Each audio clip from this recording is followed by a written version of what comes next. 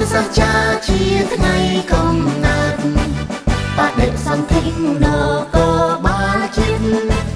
អង្គប្រតិបត្តិច្បាប់នៃកម្ពុជា16 ឧសភាឆ្នាំ45មហាក្សត្រឡើងក្រមផ្ដល់នៅមុខងាររក្សាសន្តិសុខសុវត្ថិភាពប្រជា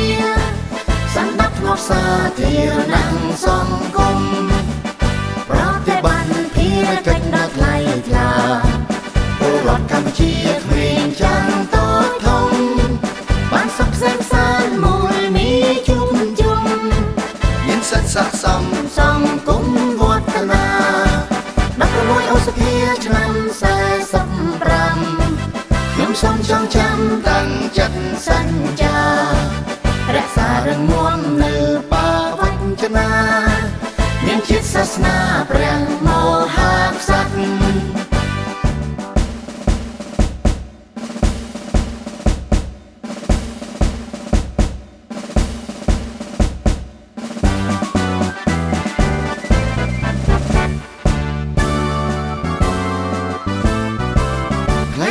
6 មាខែឧសភាប្រវត្តិសាស្ត្រចាជាថ្ងៃកំណើតបដិសន្ធិនគរបាលជាតិអង្គប្រតិបត្តិច្បាប់នៃកម្ពុជា16 ឧសភាឆ្នាំ